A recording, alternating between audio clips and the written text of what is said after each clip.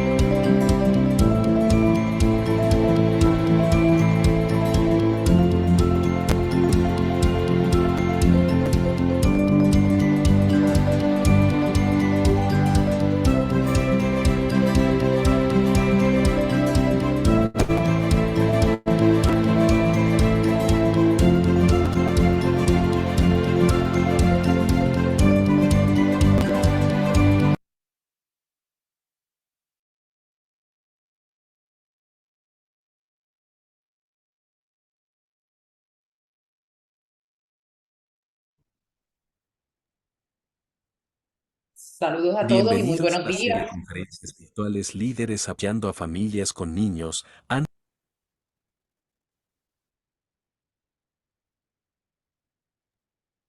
Saludos a todos y muy buenos días. Soy Nilka de Jesús González, presidenta del capítulo de Puerto Rico de la Academia Americana de Pediatría.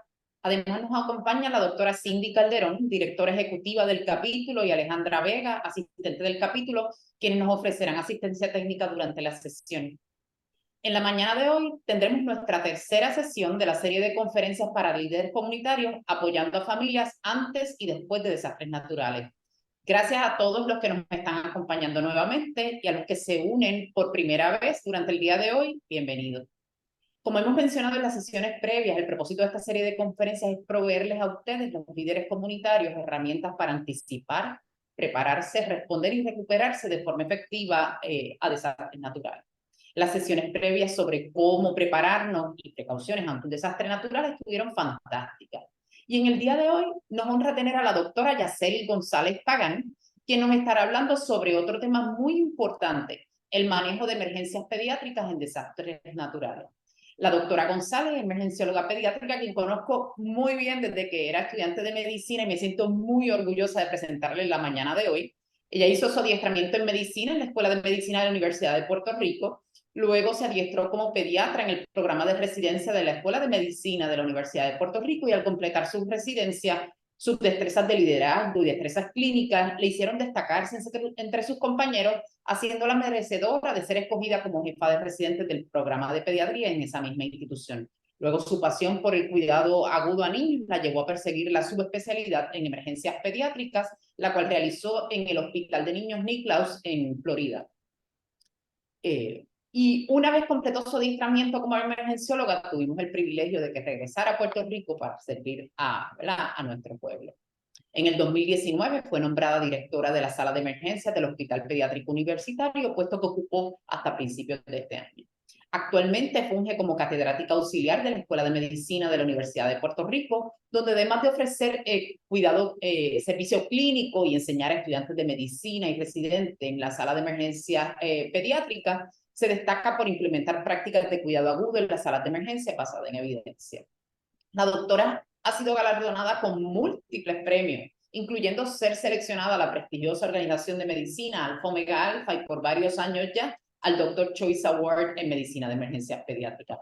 Más recientemente también nos complace que fue seleccionada a la Junta de Directores del capítulo de Puerto Rico de la Academia Americana de Pediatría.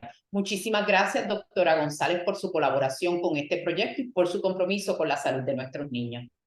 Esperamos que esta serie de conferencias les sea de mucho provecho a todos ustedes y que juntos continuemos desarrollando estrategias que nos permitan prepararnos, responder y recuperarnos de desastres naturales en el futuro. Adelante, doctora González, con su conferencia. Gracias. Pues muy buenos días a todos. Estoy muy honrada en poder estar con ustedes hoy y poder hablarle de emergencias pediátricas, especialmente durante desastres. Como la doctora Nica de Jesús nos habló, ¿verdad? Pues soy catedrática auxiliar de la Escuela de Medicina y emergencióloga pediátrica. Y hoy vamos a tocar muchos temas muy importantes y abarcadores sobre este particular. Cualquier duda o pregunta que ustedes tengan, no duden, ¿verdad?, en ponerla en el chat para entonces luego discutirlas. ¿Qué vamos a hacer hoy? Pues varias cosas. Primero vamos a conocer las emergencias pediátricas más comunes que ocurren durante huracán, ¿verdad? O desastre o terremoto. Es importante que este tema es bien abarcador, así que tuve que seleccionar algunos en específico, pero pudiésemos tocar otros temas en un futuro o comentarlos en el chat o en la discusión de preguntas. Además de conocer cuáles son las emergencias más comunes, vamos a entender cómo ofrecer un tratamiento, un cuidado sencillo, ¿verdad? En el área de la comunidad, reconocer cuándo hay que buscar ayuda profesional para estas emergencias pediátricas y una breve introducción a lo que es categorización o triage en emergencia, especialmente cuando hay niños envueltos. ¿Qué son las emergencias pediátricas comunes? Pues hay muchísimas.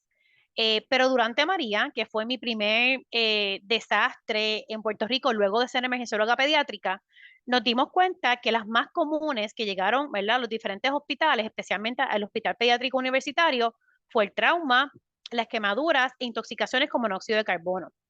Trauma específicamente lo que eran fracturas de extremidades, trauma cabeza, facial, mordidas también, laceraciones, ¿verdad?, o heridas abiertas, fueron de los más comunes.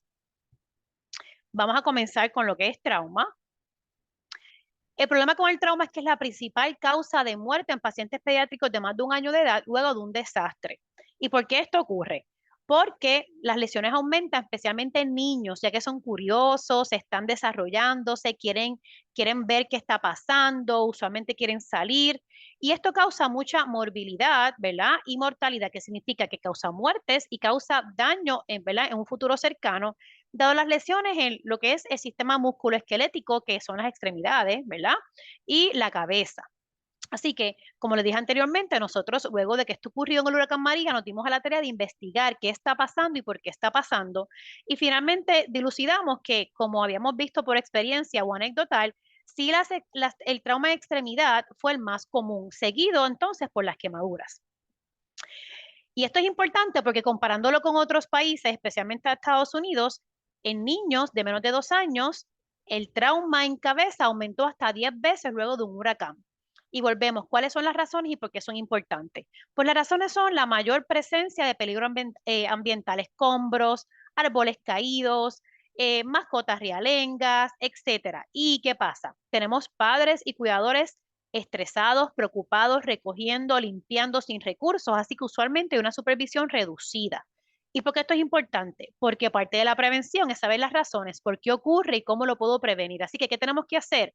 Hablar con la comunidad de la importancia de la supervisión en estos casos y de que van a haber escombros y van a haber mucho peligro ambiental para estos niños y que por su nivel de desarrollo ellos son curiosos y pueden ocurrir traumas y accidentes. Así que vamos a comenzar con trauma cabeza. ¿Qué podemos hacer nosotros en la comunidad? ¿Verdad? Una breve historia y un breve examen físico para saber qué tenemos que hacer ¿Y qué le decimos a la comunidad que puede hacer? ¿Ok? Así que esa breve historia empezamos con dónde ocurrió, ¿verdad? ¿Cómo pasó? ¿Cuándo pasó?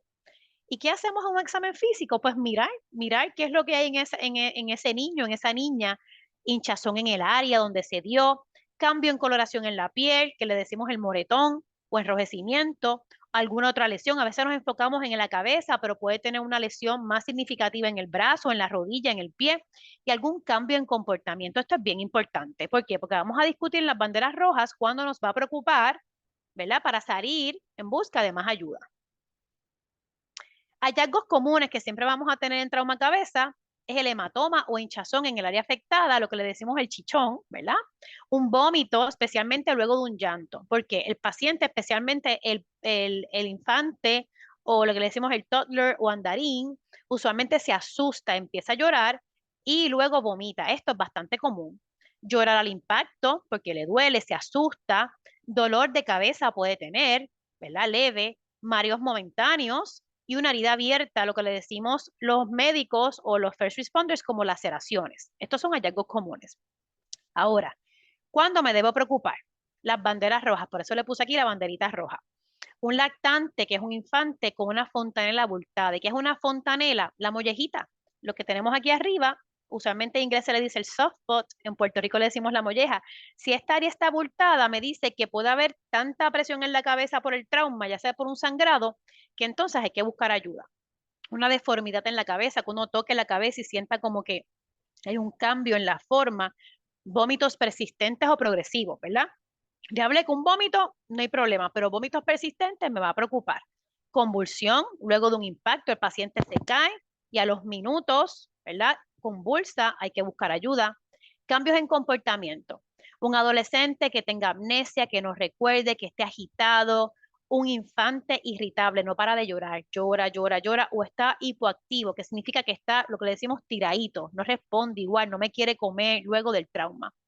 Niños menos de 2 años que tengan un chichón que no sea en la frente, ¿verdad? Este huesito aquí, el frontal, es bien duro y usualmente todos hemos tenido un chichón, luego un trauma cabeza y eso es bien común, ¿verdad? Ahora, estos huesos de al lado son más finitos y hay áreas bien sensibles que si se dan un golpe grande o hay un hematoma, ¿verdad? Hay un chichón, hay que buscar ayuda porque quizás tengo un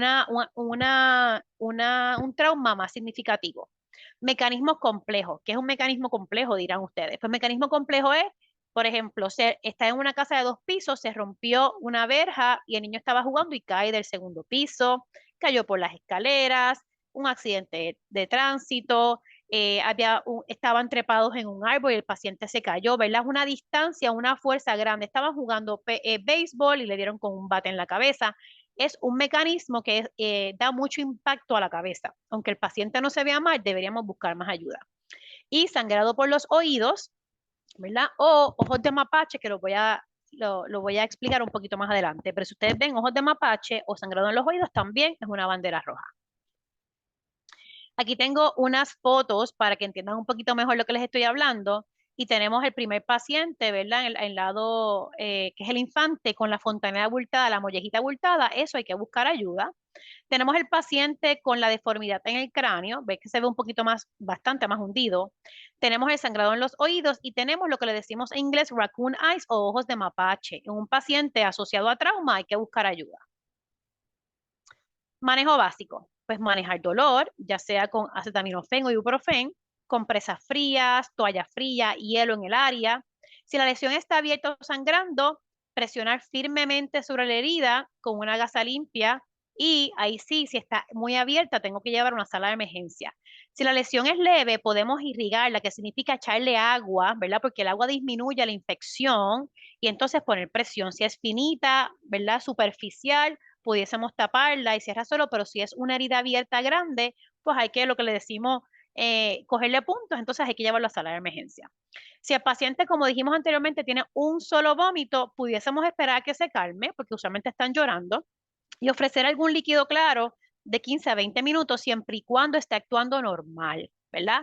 Si no vomita más, pues no hay problema, siempre y cuando esté con un estado de conciencia normal, actuando como él o ella usualmente actúa. Si sigue vomitando, hay que llevar a sala de emergencia. Ahora, si no hay ninguna bandera roja o preocupación, debemos observar por 6 horas. Importante, puede dejarlo dormir, ¿verdad?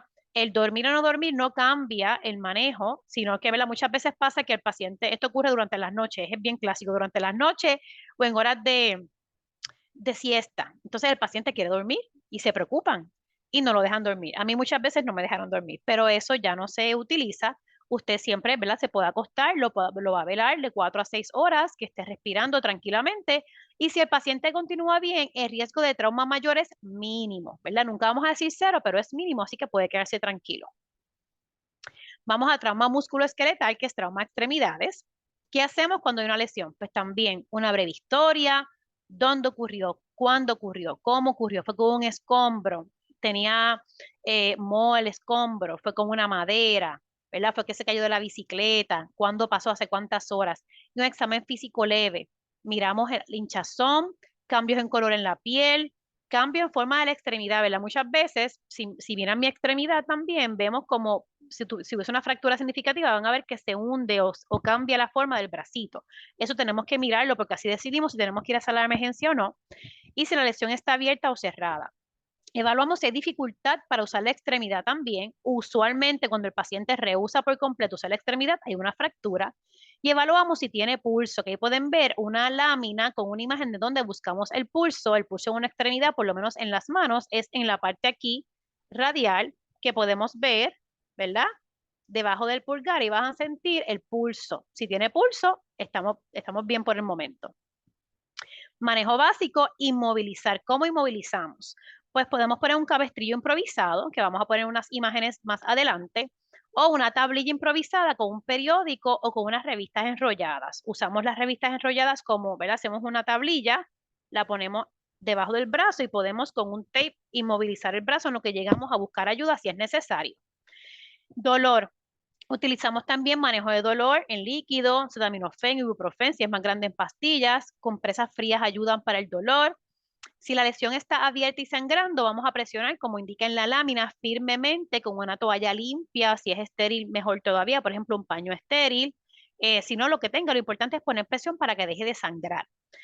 Si hay un trauma y el hueso atraviesa la piel, no intente poner el hueso por debajo de la piel porque podemos dañar otras estructuras, incluyendo arterias, venas y nervios. Así que usted lo va a dejar así, trata de inmovilizar y buscamos ayuda.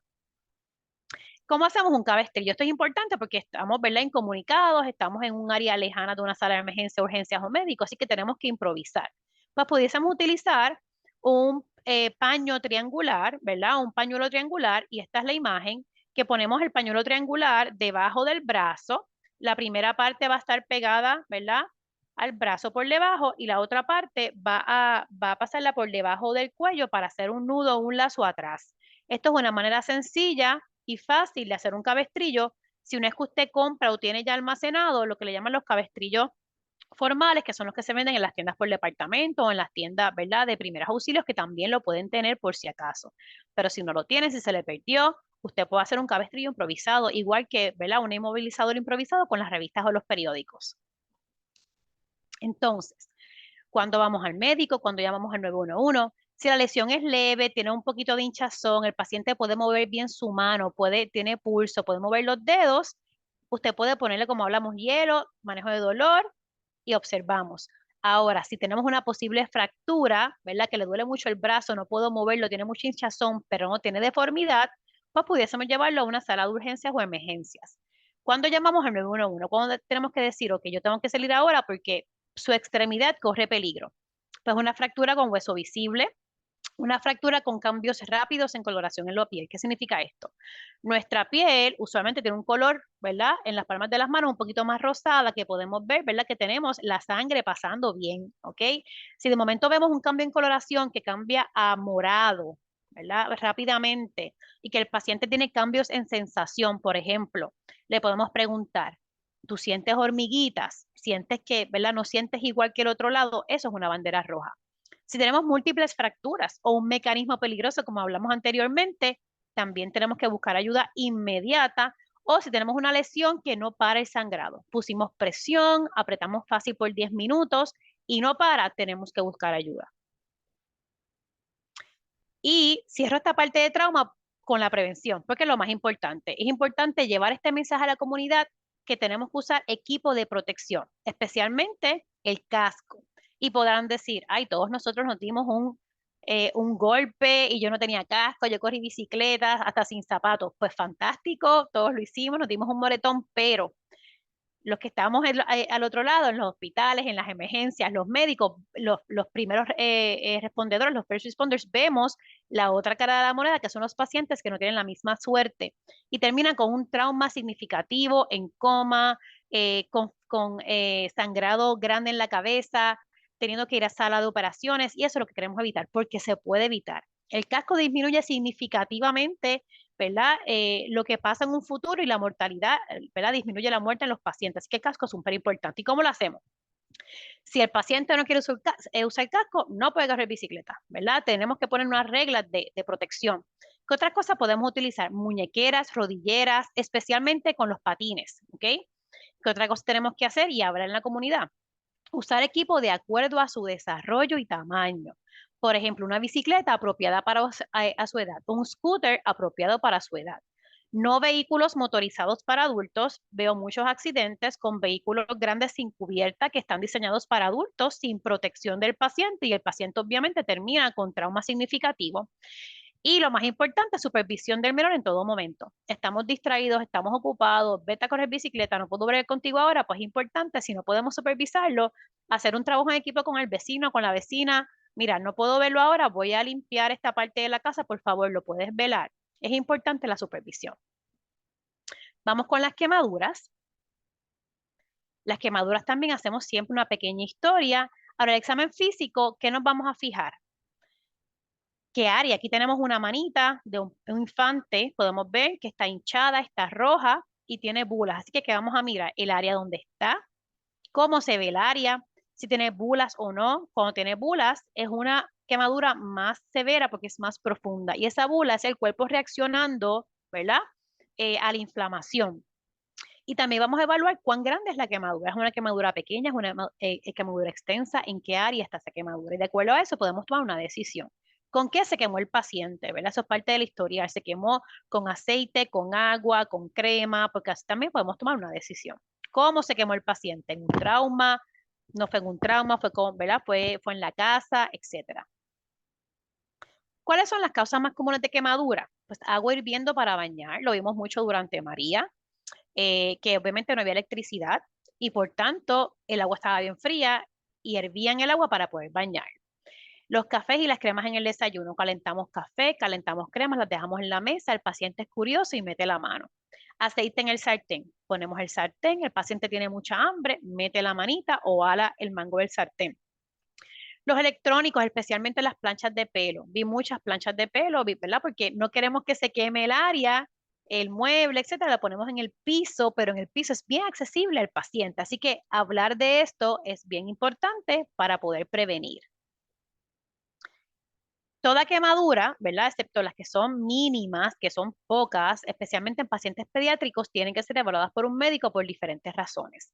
Ahora, si es una quemadura pequeña, que solamente está rojita, como cuando nos quemamos en el sol, si es una quemadura de primer grado, sencilla, pues podemos irrigar, que lo vamos a discutir ya mismito, irrigamos, tapamos, pudiésemos poner un poquito de triple antibiótico y observar. Ahora, si tenemos quemaduras con bulas y en ciertas áreas, por ejemplo, quemadura extensa, múltiples quemaduras, quemaduras en manos, pies, cara, genitalia y en niños pequeños tienen que ir a sala de emergencia.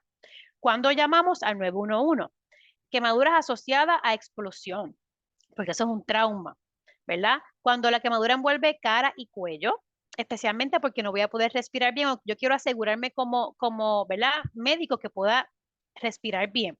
Dificultad para respirar o estado de conciencia alterado, que significa que el paciente no responde, que el paciente no entiende, que el paciente está mareado, que el paciente está hipoactivo después de una quemadura, porque es extensa, tenemos que llamar al 911.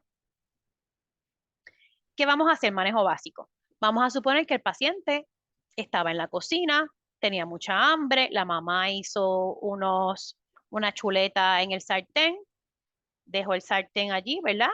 El paciente quiso coger en la chuleta porque tiene mucha hambre, tiene 7 años y ya llega y se le vira el sartén en la camisa. Pues lo primero que hacemos es quitar la ropa, remover la fuente de calor, porque si no, las quemaduras siguen progresando y eso es bien importante. Así que quitamos la ropa o la fuente de calor. Ese es paso número 1. Número 2, enfriar la quemadura.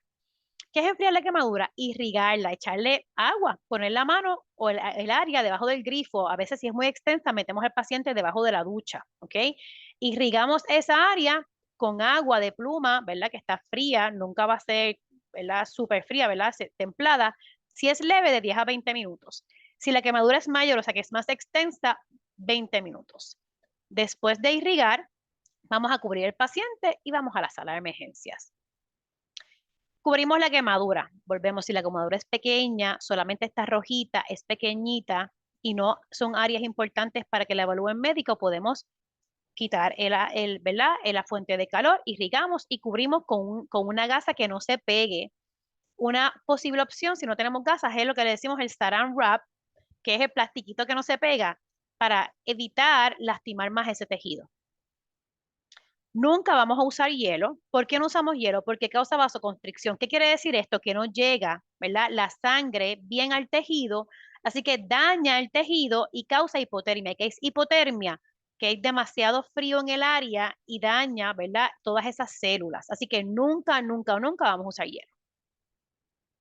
Nunca vamos a aplicar ungüentos caseros. Lo que más ocurre es que le ponen pasta de tomate, pasta de diente, mantequilla, de todas las pastas y ungüentos que veo, eso no ayuda en la quemadura, eso no enfría la quemadura, eso daña el tejido e infecta el tejido. Así que para enfriar la quemadura usamos agua de grifo, ¿ok? Bien importante.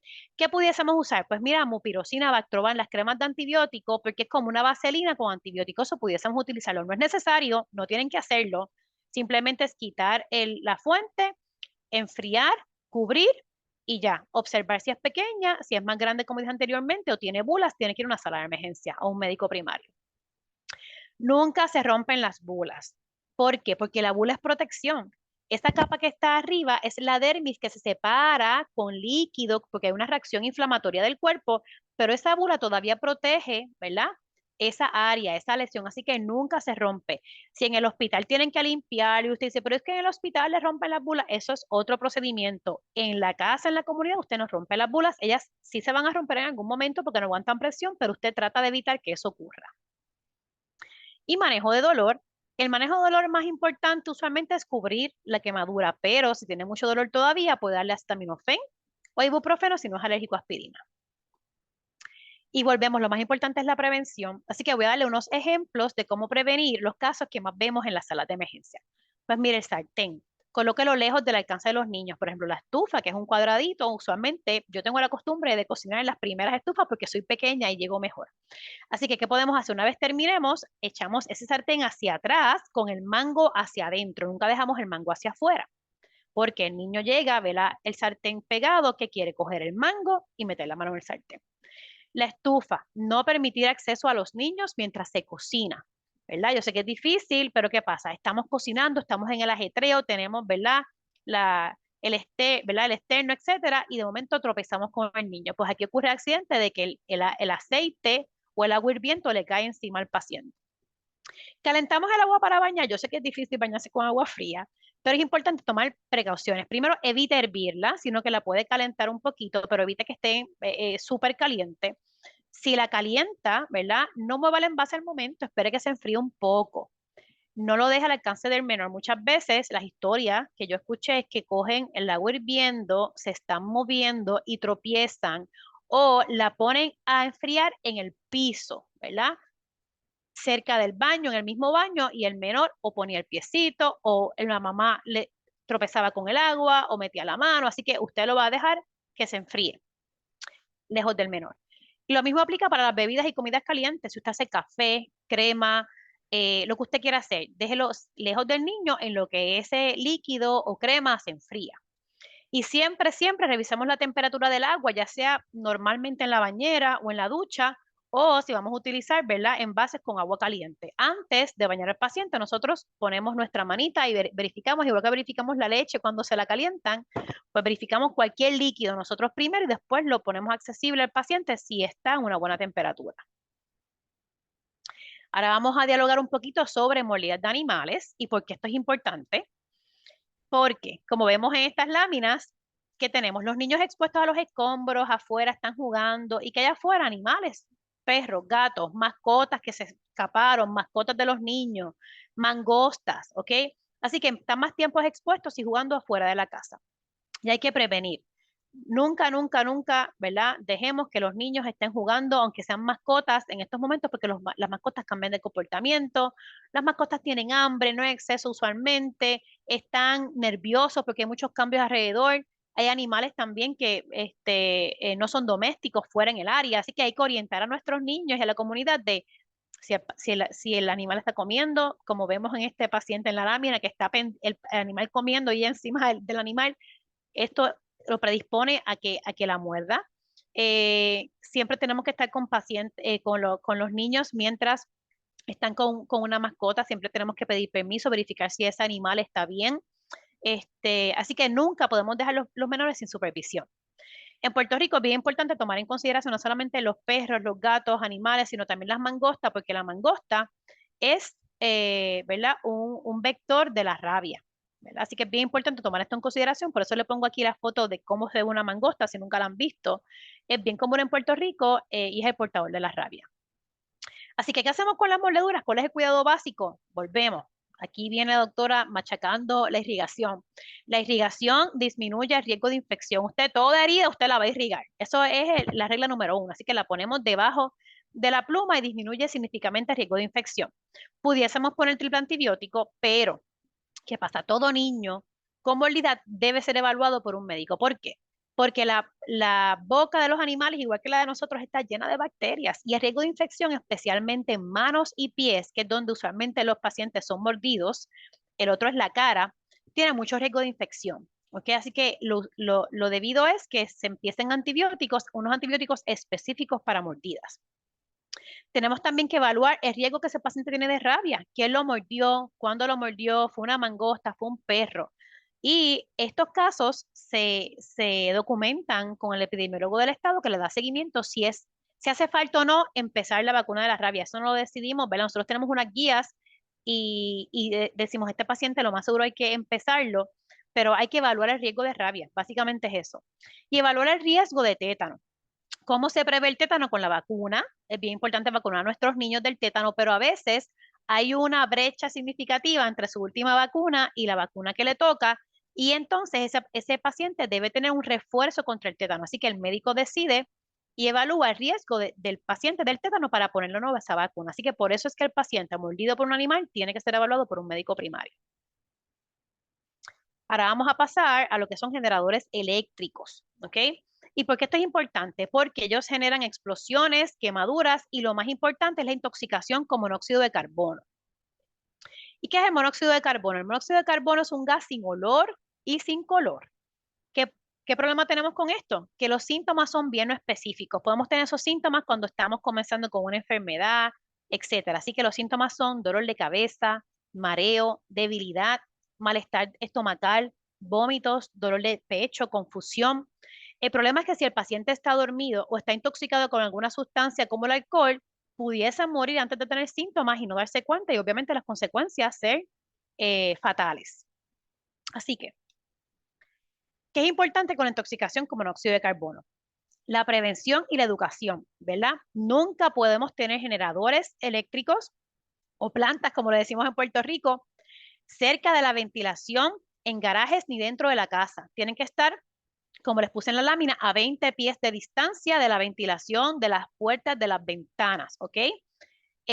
Porque todo menor con síntomas debe ser llevado a sala de emergencia. El tratamiento es oxígeno, 100% oxígeno, para ir limpiando eso, monitoreo e hidratación dependiendo de cómo esté el paciente.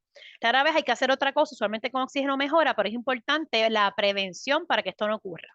Un caso que yo tuve durante María fue una familia de primos, mamás, todo el mundo estaba junto en una sala y tienen el generador cerca de la ventana.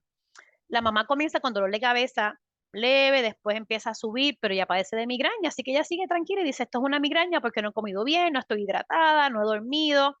Pero de momento el paciente empieza a vomitar persistentemente, a sentirse mal y es por el niño que no estaba dormido todavía, que ella empieza a buscar ayuda y llegan todos a sala de emergencia con 3 niños con síntomas. Obviamente, entendíamos que era intoxicación con monóxido de carbono y empezamos a tratarlos. Lo más peculiar es que en la sala de emergencia, tratando a sus hijos, es que ellas empiezan a tener síntomas significativos. Así que básicamente toda la familia estaba intoxicada, pero gracias a los niños y que estaban despiertos con síntomas, pudieron buscar ayuda. Así que es importante la prevención.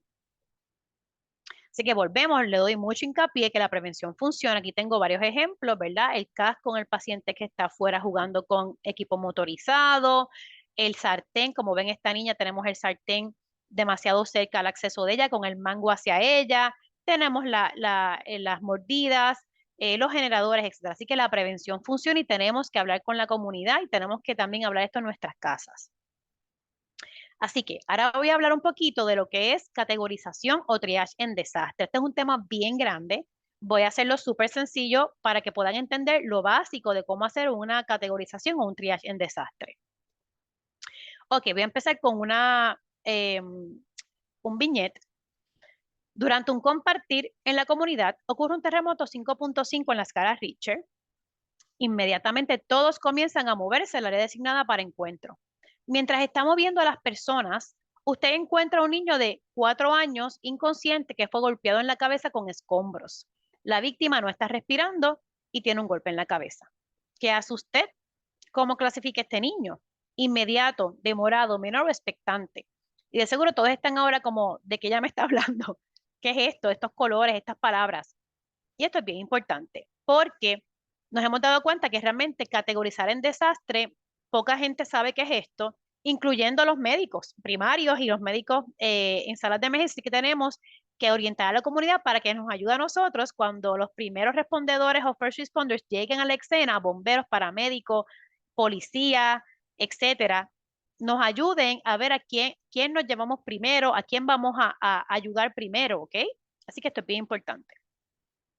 ¿Qué es un triage en el desastre? Pues el objetivo de triage o categorizar en el desastre es identificar rápidamente a las víctimas que tienen lesiones potencialmente mortales, pero que tienen mayor posibilidad de sobrevivir. Así que es hacer el mayor bien para la mayoría de los pacientes. ¿Y por qué esto es como extraño para nosotros? Los que estudiamos medicina, los que estudiamos paramédicos, los que estudiamos enfermería, nos enseñan que el paciente que tiene la lesión más grave y llega a sala de emergencia o nosotros llegamos en ambulancia, es el paciente que me tengo que llevar primero o atender primero, es el paciente que tengo que poner todos mis recursos en ese paciente para evitar que fallezca. Eso es en un escenario con muchos recursos, hospital, sala de urgencias, etcétera. Ahora, en un escenario de desastre hay demasiadas víctimas y yo no puedo poner todos mis recursos en una víctima y dejar a las demás víctimas que le ocurran otras cosas o que fallezcan. Así que es mayor bien para más pacientes. Y esto es bien difícil hacerlo, porque nuestra respuesta es poner toda nuestra energía en ese paciente que puede morir, ¿verdad? Pero en desastre no va a ser así. Así que, ¿por qué ustedes tienen que saber esto? Porque ustedes tienen que identificar estos pacientes para ayudar a otros rescatistas y proveedores de atención médica. ¿A dónde voy a ir primero? Si voy a buscar pacientes a su comunidad. Se divide en diferentes áreas. Está el triage primario, triage secundario y el triage de hospital. Nosotros vamos a hablar del primario, que es el que hacemos en la escena, como vemos aquí con la guagua que tuvo un accidente que se ve fatal. ¿Qué método vamos a utilizar? Yo utilizo, ¿verdad? Y quiero enseñarles el método de START, que es empezar. Y se categoriza, ¿verdad? Se divide en 4 categorías. Pueden pensar en ellas como las categorías, como un semáforo, ¿verdad? Está el verde, que yo sigo por ahí. Está el amarillo, que supone que vaya frenando, pero puedo pasar todavía la luz. Y el inmediato, que tengo que parar, ¿ok? Y el negro, que vamos a hablarlo ahora. El menor, la categoría menor, que es la verde, puede ser tratada con primeros auxilios o, ¿verdad? O auxilios básicos. El de morado, que ingresa es delayed, requiere tratamiento médico, pero su vida, ¿verdad? No peligra, así que puede retrasar su tratamiento. El inmediato, su vida peligra y requiere tratamiento rápido, y el expectante o fallecido no respira espontáneamente y hay que considerar sin vida hasta que haya más recursos. Esta es la parte difícil del triage en desastre.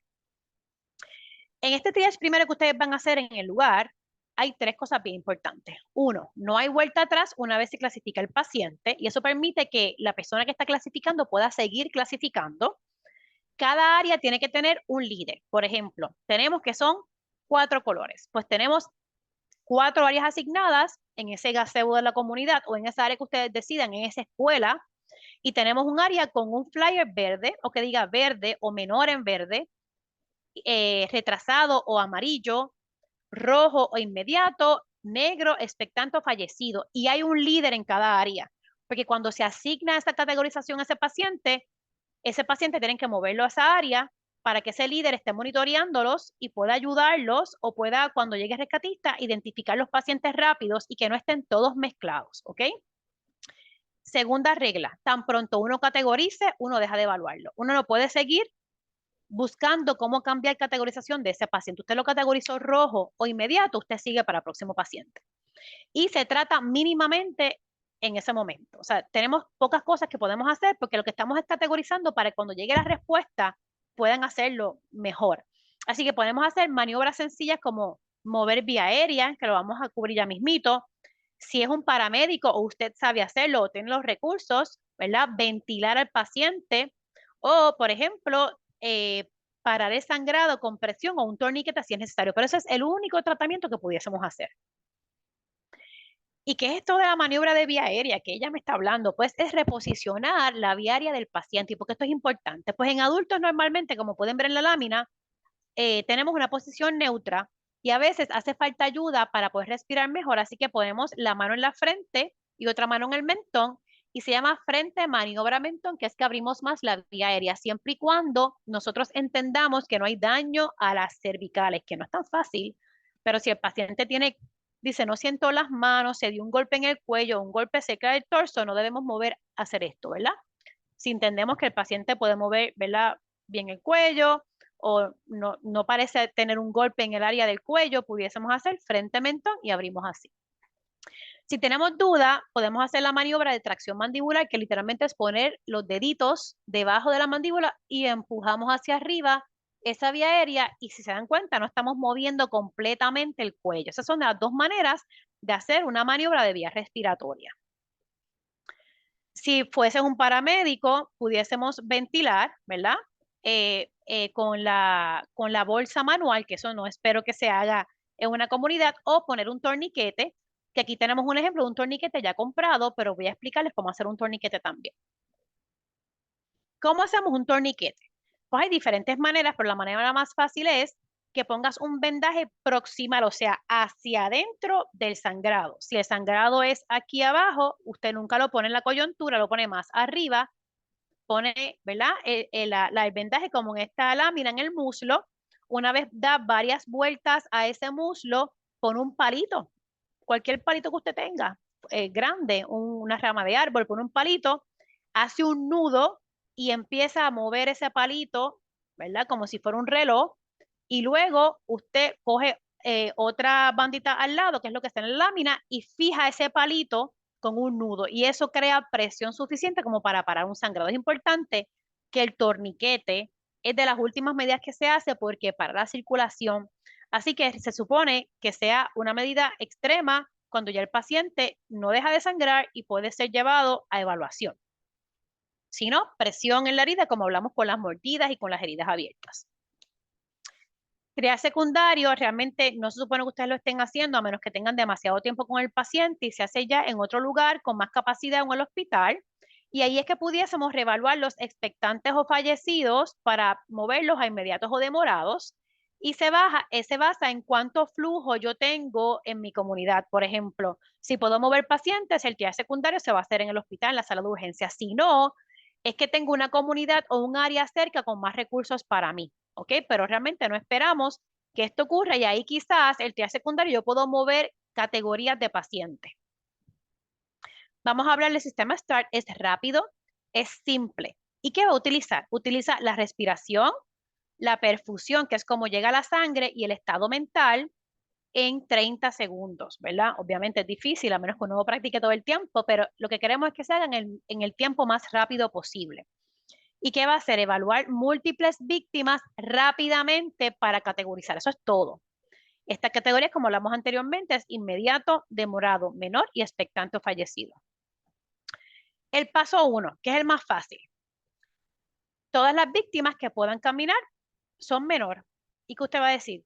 El que me pueda escuchar y sea capaz de caminar, venga hacia mí. Y ese líder del área verde va a esperar que las personas que puedan caminar vayan hacia donde él. Esos son los menores. ¿Pueden caminar? Eso es menor. ¿Ok? Ahora, hay personas que no pueden ambular y se pueden reportar. Por ejemplo, pacientes en silla de ruedas, mamá con el infante cargándolo. Este debe ser evaluado completamente una vez llega a esa área, pero vamos a hablar un poquito más adelante. Ya dimos el paso 1, que es el menor. Paso 2, los que no ambulan, están tirados en el piso, no se pueden mover, se evalúa cómo está respirando. ¿Está respirando o no? No está respirando. Lo que hacemos es la maniobra que les dije. Abren la vía aérea y si no puede respirar luego de esto, es categorizado como expectante y se mueve al área de expectante. Si usted abre vía aérea, pues entonces es inmediato, porque está tirado, pero recuperó, así que está respirando. Este paciente requiere atención inmediata cuando venga este rescatista. Ahora, el paciente no ambula. Usted va donde él y está respirando. Pues vamos a ver cuánto respira. Esto es para adultos primero. Respira más de 30 por minuto, eso es bien rápido. Usualmente yo respiro tranquila. Si yo estoy respirando más de 30 por minuto, es inmediato, porque no ambula, pero está respirando, pero respira rápido. Así que es inmediato. Menos de 30 por minuto, usted se va a mover. Recuerden que es ambular, respiración, perfusión y estado mental. Así que ya paramos en respiración. El paciente está respirando, pero está respirando menos de 30 por minuto. ¿Qué vamos a evaluar ahora? La perfusión. ¿Y qué es la perfusión? ¿Cómo llega la sangre a mis extremidades? ¿Ok? Evaluamos perfusión, que es con llenado capilar, que tienen ahí la lámina, llenado capilar. Nosotros apretamos el dedito. Si ven mi coloración, que yo soy media trigueñita, mi palma de la mano es como rosita. Y yo aprieto mi uña, se pone blanca y cuando yo suelto, ustedes van a ver que cambia, que llega esa perfusión a la uña. Si llega rápido, en menos de 2 segundos, ¿verdad? Lo categorizamos inmediato. Lo otro que podemos utilizar también es el pulso radial que les hablé anteriormente, que es el pulso que está aquí. Si el pulso radial está presente, usted lo toca, se siente bien, ¿verdad? Y el llenado capilar es menos de 2 segundos, es inmediato. Si tiene un llenado capilar mayor de 2 segundos, o sea que tarda esa perfusión en llegar o no tenemos pulso, ¿verdad? Paso 4. Ahora vamos al estado mental. Si la víctima no puede seguir comandos simples, ¿verdad? O tiene estado mental alterado, recuerden que este es el que está respirando, me preocupa, ¿verdad? Tiene perfusión, pero no sigue comandos inmediatos. Está respirando, tiene buena perfusión, puede seguir comandos, puede tardar. Yo sé que esto es un poco complicado, pero van a ver un algoritmo más fácil que lo pueden tener y usted va siguiendo el algoritmo. Que quiero explicarle qué es lo que usted está mirando en este algoritmo. Importante, para toda categoría, para toda víctima categorizada de inmediato, el oficial, usted tiene que controlar sangrado antes de moverse. Recuerden que de las pocas maniobras que vamos a hacer es mover vía aérea, dar respiraciones, que usualmente ustedes no lo van a hacer, y parar sangrado. Así que es inmediato y tiene un sangrado, usted pone presión o hace torniquete antes de moverse. No va a decir, ay, es inmediato, está sangrando, me voy. Estas son las pocas maniobras que vamos a hacer. Toda víctima expectante o fallecido deben ser reevaluadas una vez los inmediatos y demorados sean, ¿verdad?, evaluados o llevados al lugar que tengan que ser llevados. O sea que aunque sea expectante o fallecido, si ya los demorados inmediatos se trataron o se los llevaron, usted va a reevaluar a ese expectante porque quizás su condición cambió. Esto va a ocurrir al menos que la lesión sea incompatible con la vida, que se entienda que esa lesión que tiene no hay manera que se pueda recuperar. Este es el algoritmo que ahora lo discutí poco a poco para que entiendan. Vemos arriba, todos los que puedan caminar son menores, ya se quedan en la edad de menor. Empezamos con respiraciones. ¿Respiran? Sí. Pues ¿cuántos respiran? Bien rápido, inmediato. Normal, perfusión. Pulso llenado capilar presente, miramos el estado mental. Sigue comando, lo chequeamos ahorita, ¿verdad? Retrasado. No sigue comando, hay que ver qué está pasando inmediatamente. Ahora, si respira, normal, pero no tengo perfusión, ¿verdad?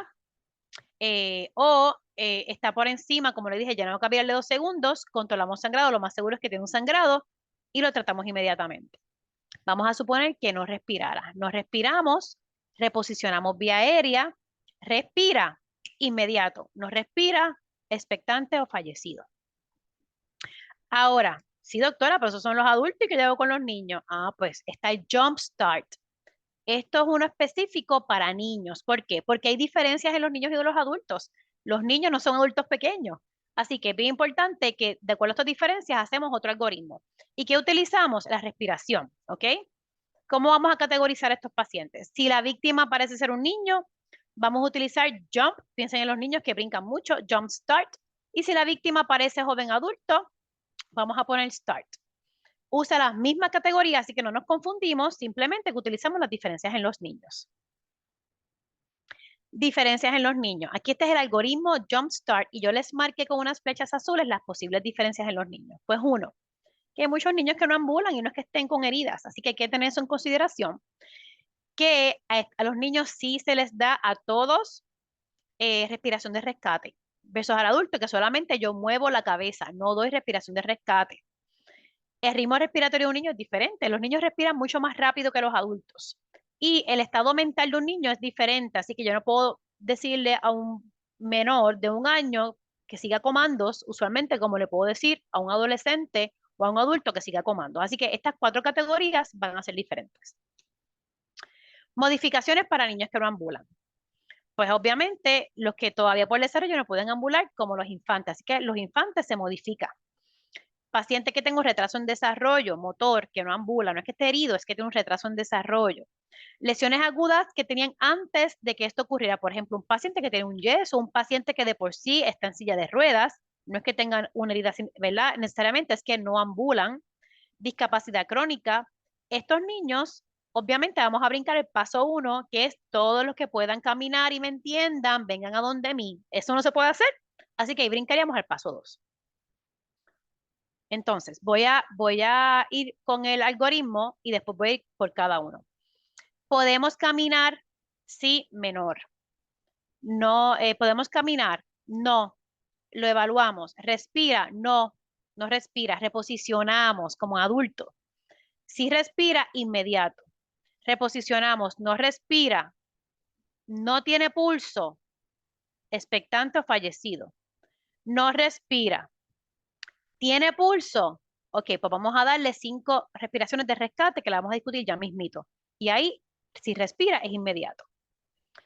Vamos a suponer que el paciente no puede caminar. Evaluamos respiración. Si respira, ahora vemos cuán rápido respira, igual que en adultos. Respira demasiado rápido, que es más de 45 por minutos. O lento, pues entonces hay que categorizar inmediato, está muy rápido. Respira en una respiración adecuada. Tiene pulso, no tiene pulso, pero respira inmediato. Respira adecuado. Tiene pulso, sí. ¿Cómo está su estado mental? Está apropiado, que lo vamos a discutir ahora. Inmediato, no está apropiado, retrasado. Ok, los pacientes que no ambulaban van directamente al paso 2. Si la víctima cumple con los criterios de inmediato, se cataloga como inmediato, no se busca más nada. Evaluamos por signos de lesión externa aguda significativa, que categoricemos por demorado, y recordemos que en niños no ambulatorios, que uno los evalúe y no tenga lesión externa significativa y tenga todos los otros pasos, respira, tiene buen estado de conciencia, tiene buena perfusión, son menores. Así que los ambulatorios, una vez llegan a donde ti, ya sea como infante o en silla de ruedas o que no se mueve por un yeso, uno va donde ellos y uno hace el jump start. Si desde el paso 2 en adelante el jump start está para menor, es menor. Así que uno usa el jump start desde el paso 2. Es básicamente eso es lo que hace con el ambulatorio. Vamos a suponer que tenemos un paciente que no ambula y uno va donde ellos. Y el paciente no respira solo y uno reacomoda, pero no respira solo, ¿verdad? Damos respiración de rescate en niños. Recuerden que esto es algo diferente. Damos 5 respiraciones aproximadamente en 15 segundos. Si no logra activar la respiración, ¿verdad? Es expectante. Si damos 5 respiraciones, entonces es inmediato. y tienes que continuar, ¿verdad? Sin dar más respiraciones. Usted lo vio, no respira, reacomodo, no respira, doy 5 respiraciones, respira, inmediato, tengo un inmediato y te tienes que ir. ¿Cómo damos respiración de rescate? Pues reposicionamos otra vez. Recuerden, siempre y cuando no tengamos daño a cuello, reposicionamos, abrimos boca, que lo estoy mostrando en la lámina, buscamos que no haya un objeto extraño. Recuerden que puede haber escombro, objeto extraño que no lo esté dejando respirar. Si no tiene un objeto extraño, tapamos la nariz, pegamos boca a boca y damos respiraciones. 5 respiraciones. Ok, hablamos ya de ambula. Ambula está bien menor. No ambula, evaluamos. Respira, no respira. ¿Verdad? Hablamos de cómo dar respiración de rescate. Si respira, ¿cómo está respirando? Si está entre 15 a 45 por minuto, vamos a la perfusión. Si no está bien, inmediato y nos vamos. No vemos estado mental, inmediato y nos fuimos, porque ya sabemos que es inmediato, no tenemos que ir a estado mental. Ahora vamos, ¿verdad? Vamos a ritmo respiratorio, vamos a alerta o no alerta. ¿Y qué es AFPU? AFPU es una manera sencilla de evaluar el estado mental en niños. Está alerta, estamos bien. Responde a verbal. Mira, ¿cómo tú te llamas? Cindy, está verbal. P de pain en inglés es dolor. Tú pinchas al paciente, estimulas al paciente y responde, chámate, como que, ay, me duele, te responde. Todavía es apropiado. Así que es alerta, responde a voz o responde a dolor, pain. Apropiadamente podemos retrasar y te vas. Tú haces todo y no responde o responde inapropiado, por ejemplo, tú manipulas, pinchas y él no responde o gime o hace movimientos extraños, es un inmediato y continúas con el paciente. Así que vamos otra vez, yo sé que es difícil. Puede caminar, menor. Si llegó porque no es ambulatorio, la mamá lo llevó, etcétera, pues hacemos, ¿verdad? Evaluamos todo allí. No puede caminar, respiración. Verificamos. ¿Puede respirar? Seguimos a perfusión. No puede respirar, reposicionamos. Reposicionamos, respira, inmediato. No puede respirar como quiera reposicionando. Busco pulso, no tiene pulso, expectante o fallecido. Si tiene pulso, aunque no pueda respirar reposiciones, en niños damos rescate 5 veces. No mejora, expectante. Sí mejora inmediato. Otro paciente puede caminar, no puede caminar, pero respira. ¿Cuánto respira? Respira muy rápido, muy lento. Inmediato. Respira normal, buscamos pulso. No tiene pulso, inmediato y seguimos. Tiene pulso, pues estado mental. Apropiado, inmediato. No apropiado, perdón, no apropiado, inmediato. Apropiado, retrasado. Así que es complicado. Una vez usted tiene el algoritmo en su mano y lo practica mucho, se hace un poco más fácil, pero hay que practicarlo, hay que tenerlo. Yo recomiendo que tengan impreso el algoritmo. Lo que quiero es que sepan cómo utilizarlo. Una vez usted categoriza, que es importante, usted no sigue el proceso. Si usted categorizó en respiración, lo sigue. Si categorizaste en rescate, lo sigue. Si categorizaste en perfusión, lo sigue. Si categorizaste en estado mental, pues ese es el último estado.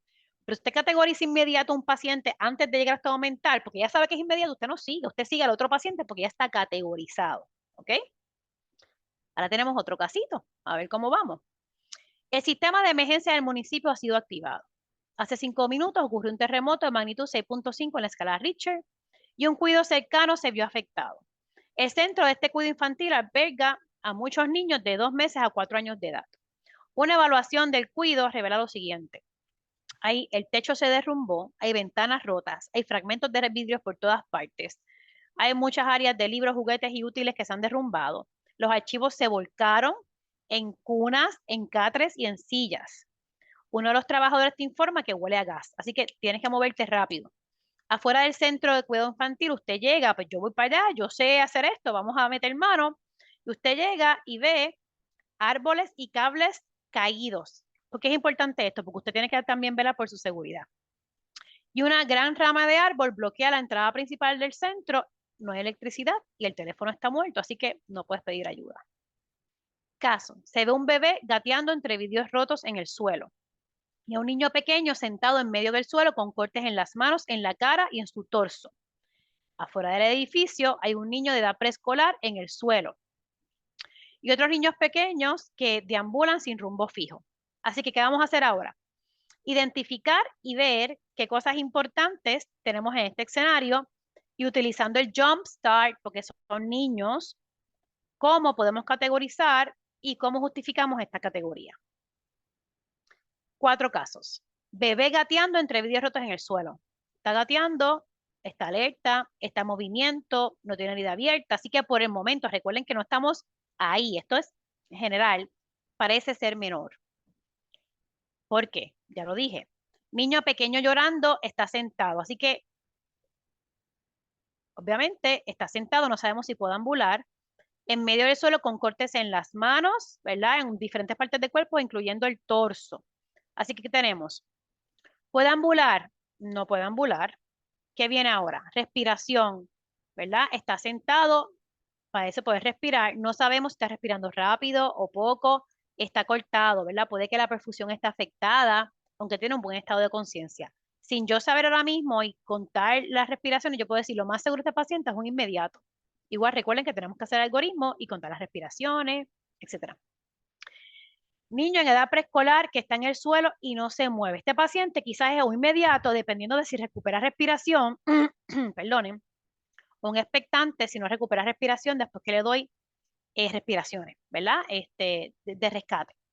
Niños pequeños que deambulan sin rumbo fijo, esos están por ahí, esos son menor. Así que más o menos usted va entendiendo cómo categorizamos, obviamente hay que seguir el algoritmo, pero dice, ok, ya más o menos yo entiendo que hay 4 categorías, que depende si ambula, si no ambula, si respira, la perfusión y el estado mental, yo puedo ayudar a ese rescatista que llega a buscar a estos pacientes. Así que algo bien chévere que también encontré, porque volvemos, hasta que uno no está ahí y no lo practica, no lo puedes hacer, es una práctica virtual que es libre de costo, se llama 60 Seconds to Survival y es Disaster Triage y te da diferentes escenarios donde podemos practicar y ver si categorizas o no categorizas bien y te incluye el Start y el Jump Start. Así que es bueno que practiquen. Yo les recomiendo que entren al website, apúntenlo para que puedan ir practicando. Yo espero que nunca tengan que usarlo, pero estuviesen que usarlo, tengan una idea de cómo hacerlo y hacerlo bien para que ese rescatista o ese, ¿verdad? First responder pueda hacer su trabajo más rápido y los ayudemos cuando lleguen a la comunidad o al área de desastre. Aquí les puse casos extra, por si acaso quieren practicar, ¿verdad? Aquí tienen los casos de adultos y niños y que incluye la edad, el género, que no debe importar el género, pero la edad, el ritmo respiratorio, la perfusión, el estado mental y otra información importante de ese paciente. Y luego tienen la categorización. Y así más o menos pueden ver, ok, estoy entendiendo, que no estoy entendiendo. Estos son otros recursos que pueden utilizar, ¿verdad? Para buscar más información si lo necesitan. Y con eso entonces doy finalizada mi presentación. Espero que hayan entendido. Así que si tienen alguna pregunta o duda, pues estoy a la orden. Muchísimas gracias, doctora González, por compartir con nosotros esta excelente conferencia con todos estos recursos, ¿verdad? Y maneras de uno poder atender las diferentes situaciones de emergencia que pueden surgir en un desastre natural. Y tenemos varias preguntas para usted. La primera, en relación a las quemaduras, si la ropa está adherida a la piel, ¿se irriga sin removerla? Sí, debemos irrigarla porque entonces si ya está muy pegada a la piel, podemos causar daño al quitar esa ropa. Así que siempre quitamos la fuente de calor siempre y cuando sea fácil. Si está muy pegada, usualmente se pega mucho con los aceites o los líquidos, ¿verdad? Que tengan una consistencia diferente. Pues ahí pudiésemos dejarlo, pero tenemos que irrigar. Muy buena pregunta. Perfecto, gracias. Antes de continuar con las preguntas, por favor, a los participantes les debe haber salido una post-prueba para que en la medida en que vayamos contestando sus preguntas, ustedes también vayan discutiéndolo y al final de la actividad, pues vamos a ir sobre esas diferentes preguntas. La próxima pregunta que tenemos, ¿verdad? ¿Cómo un líder comunitario forma y prepara ese equipo de triage primario en su comunidad? Tenemos que buscar quiénes son las personas preparadas en alguna profesión de la salud, cualquier persona lo puede hacer y así formar el equipo, 1. Y 2, cómo vimos ese enlace al que se pueden conectar y practicar la parte de quién es inmediato, quién tiene algo que es menor, pero qué estrategias específicas le damos a estos líderes de la comunidad para formar su equipo y para mantenerlos preparados? Ok, pues con la primera pregunta, este triage se hizo para cualquier persona que pueda participar y que entienda el concepto del triage, por eso es que es bien importante y por eso es que lo compartimos hoy, porque usted puede ayudar al rescatista, ¿verdad? No esperar que ese rescatista llegue para entonces hacer el triage. Así que, ¿qué podemos hacer? Pues número uno, compartir la información con otras personas, ir haciendo un equipo, ¿verdad? Prevención. Igual que en emergencia y toda, ¿verdad? En toda comunidad hay que prevenir, hay que adelantarse. Pues mira, si esto ocurre, vamos a ver dónde vamos a hacer este triage, ¿verdad? Vamos a tener, por ejemplo, yo haría con un papel de papel en blanco, poner verde con color verde o papeles verde, rojo, amarillo, negro y decir, pues mira, esta área, esta pared puede ser verde, esta pared puede ser amarilla, esta pared puede ser pacientes rojos, esta pared puede ser pacientes negros, ¿verdad? Expectantes. Así que y, por ejemplo, ir practicando quiénes estarían dispuestos a hacer este triage en desastre, porque no es fácil. Así que no necesariamente, aunque usted quiera hacerlo, va a poder hacerlo, porque categorizar es difícil y ¿verdad? Es bien fuerte. Así que si lo practican y tienen ya un grupo, un líder que vaya categorizando, que vaya enseñando esto, es más fácil para cuando llegue el momento. Mira, yo sé que estas no tienen que ser 5, pueden ser más. Recuerden que es mucho tiempo. Estas 10 personas vamos a practicar esto, vamos a ver dónde lo podemos hacer y vamos a prepararnos por si ocurre, ¿verdad? ¿Qué otras estrategias yo recomiendo? Hagan escenarios y no tiene que ser con gente real, pueden hacer hagan casos, pueden sentarse en la comunidad, 4 pupitres, un ejemplo, hacen diferentes líderes en cada un pupitre y empiezan a dar caso. Este caso me toca a mí, este es menor, pum, ¿qué yo voy a hacer? Este caso es inmediato y así van practicando para cuando ocurra, pues entonces uno puede hacerlo. Vamos a suponer que no tengan un área grande para poner pacientes, que esto puede pasar. Yo no tengo un área grande en mi comunidad y si esto pasa en medio de la carretera, ¿qué yo voy a hacer? Otra estrategia, pero obviamente es un poquito, hay que comprar materiales, etcétera, es hacer unas banditas, que vienen banditas que se pueden comprar, por ejemplo, las que se ponen en las fiestas, que uno, si entró o no entró, vienen de colores. Pudiésemos utilizar banditas de colores, rojo, amarillo, verde y negro, y en vez de mover al paciente, poner las banditas de colores en el paciente, y en última instancia, usted no tiene nada. El primer trial se hizo en la guerra. No sé si ustedes han visto las películas de guerra. ¿Qué hacían las enfermeras en las primeras guerras?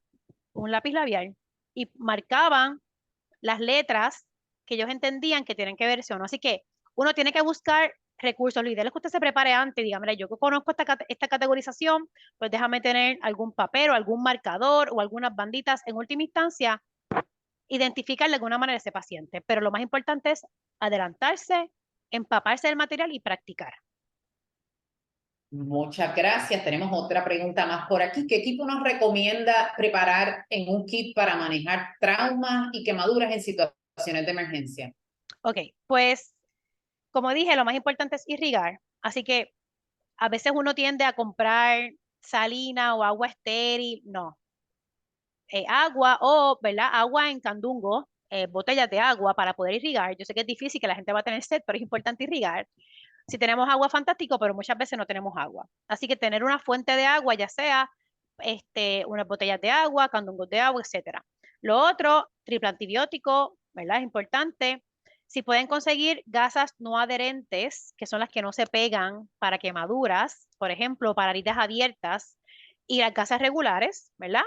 Y les hablé del paño para hacer cabestrillo. O sea, realmente sería cabestrillo, pero se puede hacer gasas, triple antibiótico, agua. La mayoría, usualmente los traumas leves son curitas y cosas sencillas, pero es importante eso, ¿verdad? Cosas para poner presión, para limpiar, para desinfectar y para poder contener esa lesión en lo que puede buscar ayuda. Perfecto. Otra pregunta, ¿verdad? Si tenemos una lesión, una herida abierta, ¿se debe lavar con yodo, con alcohol o de alguna otra manera? Agua. La respuesta que iba a ser, si usted no sabe qué hacer, usted va a echarle agua. Les voy a explicar por qué. El agua no daña el tejido, limpia cualquier, por ejemplo, impureza, lo que se dice en inglés, debris, o sea, cuerpos extraños, las bacterias, las limpias con el agua. Lo importante es que sea por mucho tiempo. Usted mete la mano debajo del grifo o pone la botella de agua así, y le echa agua. ¿Qué pasa con el yodo, con el alcohol? Daña el tejido. Se ha probado especialmente en heridas abiertas que si lo echa dentro de la herida, daña el tejido y disminuye el tiempo de sanado. Yo sé que la costumbre es echar yodo, hasta mercurio, ¿verdad? Lo de mercurio, alcohol. El alcohol duele muchísimo. Si usted alguna vez ha echado alcohol en herida abierta, usted se va a acordar que eso duele muchísimo. Así que agua es lo más importante. Agua, agua, agua, irrigar, presión y cubrir. Y un tipo de agua, el agua oxigenada que usted recomienda. Agua regular, agua de grifo. De hecho, cuando uno va a la sala de emergencia, usualmente, como les dije anteriormente, usan lo que se llama la salina para irrigar, pero se ha probado en muchas investigaciones que el agua de grifo es igual de efectiva y limpia igual que el agua especial. Si usted tiene, Dios mío, ¿cuál fue la que dijiste? Agua oxigenada. Agua oxigenada, pudiese echarlo, pero realmente lo importante es irrigar, que es echar mucha agua por mucho tiempo, agua en esta herida, agua regular. Dos preguntas más antes de pasar a contestar las encuestas. Uno, en Puerto Rico, el asma es una condición médica bien común y muchas veces manejamos a estos pacientes en el hogar con las terapias y demás. Pero ¿cuándo nosotros debemos movilizar a un paciente a la sala de emergencia? Ok, muchas veces los cuidadores conocen muy bien a sus hijos, ¿verdad? O a los menores y pueden empezar a manejar el asma con diferentes medicamentos dependiendo de la condición. Pero si un paciente no responde al tratamiento usual en su casa, por ejemplo, terapias respiratorias, ya sea albuterol eh, o esteroides, por ejemplo, y el paciente, usted le está dando ya terapias cada 2 horas, el paciente sigue respirando rápido, el paciente se queja de dolor de pecho, el paciente, este, usted lo ve muy hipoactivo. O sea, si él no responde a las terapias como debe responder, usted tiene que llevarlo a la sala de emergencia. ¿Por qué? Especialmente los adolescentes. Aguantan mucho y no se ve mucho el cambio hasta que es muy tarde. Así que si usted entiende que ya vamos a empezar cada 4, que es lo usual, bajamos a cada 3, si el paciente no responde o mucha dificultad respiratoria, dolor de pecho, lleva a la sala de emergencia. Perfecto, muchas gracias. Y por último, no nos podemos olvidar, ¿verdad? Muchas comunidades tienen pacientes con condiciones crónicas, pacientes encamados. ¿Cómo nos preparamos para una emergencia cuando tenemos estos pacientes en la comunidad? Pues es bien importante un plan anticipado, ¿verdad? ¿Hacia dónde voy a ir? Pacientes que usen oxígeno, tengo suficiente oxígeno, si me quedo sin oxígeno, ¿para dónde puedo conseguir oxígeno? ¿Qué recursos yo tengo? ¿A quién yo puedo llamar? ¿Hay un lugar en mi comunidad que tenga tanques de oxígeno, que pueda movilizar a mi hijo, mi hija, mi primo, etcétera, ¿verdad? Es prevención. ¿Dónde yo voy? ¿Qué equipo yo tengo? ¿Tengo equipo? Una cosa que pasa mucho es que se infectan los equipos, no hay agua para lavar equipo, para desinfectar equipo, así que estar pendiente a cómo está ese equipo, está en buenas condiciones, tengo el equipo, ¿verdad? Tengo las herramientas para limpiarlo. Así que mucho es organizarme y de antemano poder pensar qué complicaciones yo puedo tener. No tengo luz, yo dependo de un ventilador. El ventilador tiene batería, ¿cuánto dura la batería? Tengo un generador eléctrico, ¿cuánto me dura ese generador? Yo tengo gasolina, no tengo gasolina, así que es mucho anticipación y prevenir. Otro tema importante que no cubrí que quería tocar era la fiebre en infantes, ¿verdad? La fiebre en niños de menos de 3 meses debe ser evaluado, ¿verdad? También por un médico porque su respuesta inmune está deprimida, así que no va a responder igual que nosotros y podemos tener infecciones eh, importantes versus un niño de 2 años que tiene un poquito de fiebre con moco, pues uno le puede dar Tylenol, por ejemplo. Así que otra importante que no necesariamente, ¿verdad? A veces nos recordamos es que fiebre en menos de 3 meses también debe ser evaluado por un médico. Muchas gracias, doctora. Sé que, ¿verdad? Con el asunto de la fiebre, bien importante, menores de 3 meses tienen que ir a sala de emergencia. Eso es en cualquier paciente menor de 3 meses. Y en cuanto a los pacientes con enfermedades crónicas, entonces nos recomienda que el líder comunitario identifique esas personas encamadas, esas personas con condiciones crónicas, para garantizar que cada una de esas familias que tenga estos pacientes ya tengan un plan específico según la necesidad, que tengan planta, que tengan equipo para limpiar, que si es un paciente de diálisis tengamos el plan para llegar a esa unidad de diálisis. Exactamente. Perfecto, pues muchísimas gracias, doctora. Vamos a pasar ahora a lo que es la prueba. Usted la puede ver. Sí, Pues si muy quiere bien. puede ir a las Claro que preguntas. sí. Las preguntas son, lo más importante en una quemadura es aplicar hielo en el área para minimizar la extensión de la quemadura. Eso es falso, ¿verdad? Es bien importante que el hielo puede causar causa daño al tejido, causa disminución en la sangre llegando al tejido, ¿verdad? Quema más, quema.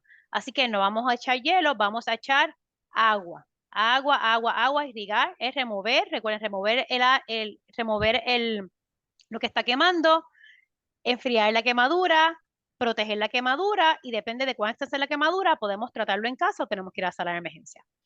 Entonces, el segundo, el manejo básico de un trauma de extremidad incluye, y vamos una a una, en una lesión abierta con sangrado, presionar firmemente sobre la herida y luego cubrir con una gasa limpia.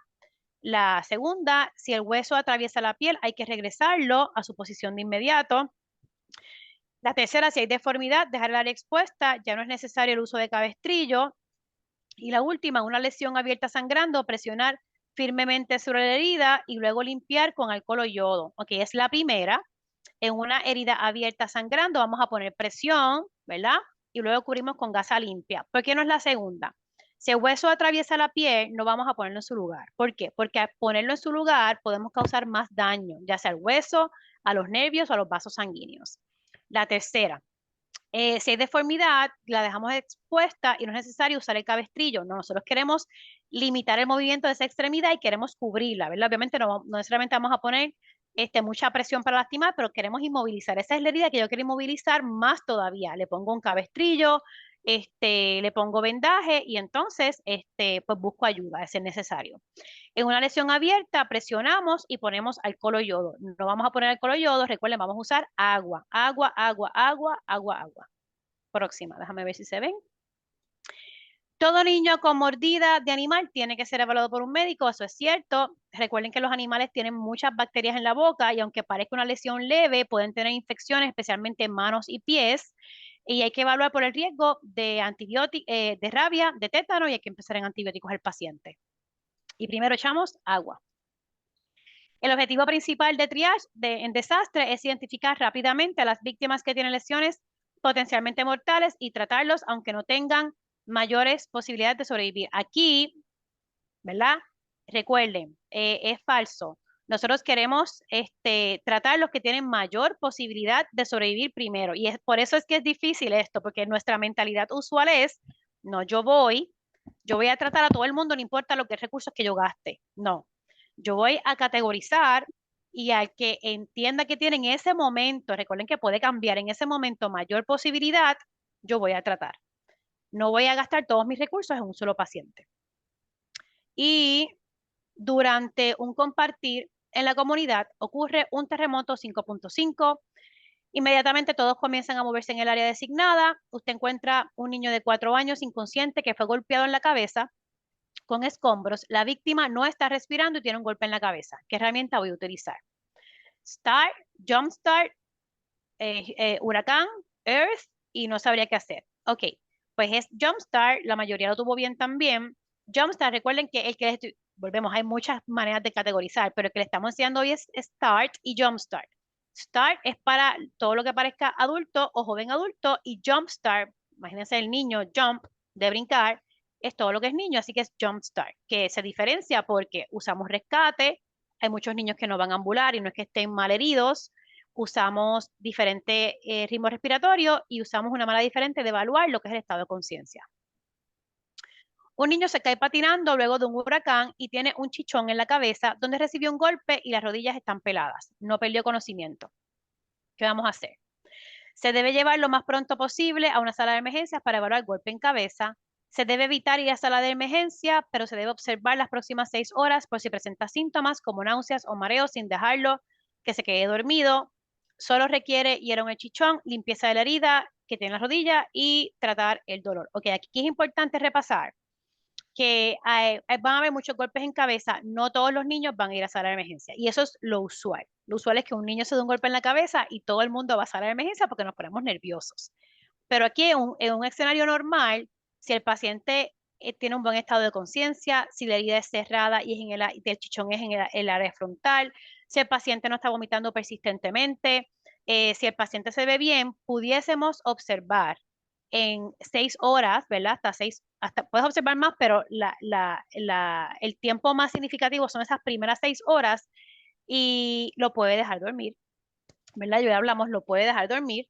Y entonces, si no mejora, ¿verdad? O si tiene banderas rojas, como hablamos, buscar ayuda, ¿ok?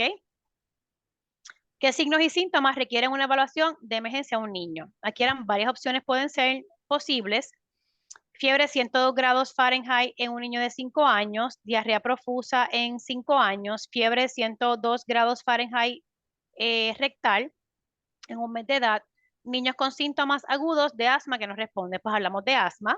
Si el paciente no responde, tiene que ir a sala de emergencia. Hablamos de los infantes menos de 3 meses con fiebre, tienen que ir a sala de emergencia. Diarrea profusa en niños de 5 años depende mucho de, ¿verdad? De cuánto es la diarrea y qué ustedes entienden por diarrea. Diarrea es una evacuación acuosa persistente y el paciente no puede ingerir líquido, ¿verdad? Van a ocurrir diarreas por infecciones en desastre. Si el paciente puede ingerir líquidos y puede orinar, importante aquí es si está orinando o no. La hidratación es súper importante. Es bien extraño que los pediatras preguntamos, además de si come, si ha hecho caquita y si orina. Esto es como una obsesión que nosotros tenemos, porque saber que está orinando es bien importante, ¿verdad? Yo le digo a los papás, y Mica me puede corregir, que si el paciente está orinando, pues me dice que el riñón le sobra. Así como yo se lo explico. Yo absorbí la hidratación que necesito y me sobró para orinar. Y eso es una buena señal. Así que depende de cuán profusa sea la diarrea y obviamente la condición del niño. Si el niño tiene alguna condición crónica que se deshidrata más, ¿verdad? Un niño con necesidades especiales, un niño que tenga problemas en el riñón, un niño pues tiene que buscar ayuda en sala de emergencia. Y fiebre niño de 102 grados en 5 años, pues obviamente no necesariamente tiene que ir a sala de emergencia, ¿verdad? Puede ser primero darle Tylenol o fiebre, pero depende de cómo esté el niño. Si el niño está con un estado normal, si tiene moquitos, si no está respirando rápido, pues lo más seguro es un catarro. La fiebre es una respuesta normal de nuestro sistema inmune. Estamos peleando, ¿verdad?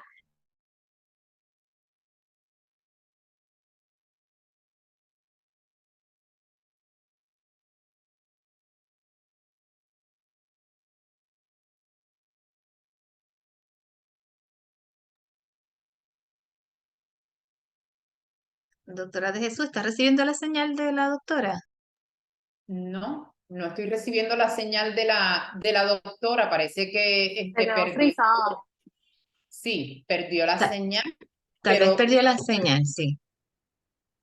Pero estamos correcto. llegando al final de todas maneras. Quería añadir que es bien importante, es la doctora Calderón quien les habla, que en su equipo de emergencia tengan soluciones de hidratación oral, ya sea en polvo o en líquido ya preparado, porque una de las complicaciones más comunes que vemos después de un desastre por los problemas de alimentación y de agua segura es la deshidratación por diarreas o gastroenteritis.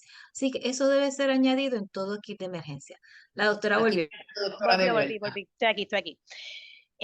Sabemos que el generador no puede estar dentro del garaje. Los miembros de la familia dentro de la casa comienzan a presentar dolor de cabeza, mareos, náuseas y no se percibe ningún olor extraño en la casa. Recuerden que el monóxido de carbono es sin olor y sin color.